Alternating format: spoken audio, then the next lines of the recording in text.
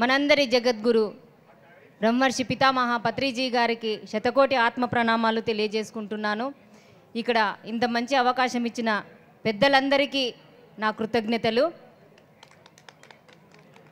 Hanuma pyramid ధ్యానశక్తి మహాక్షేత్రంలో నేను ఒక సేవలో ఉన్నాను.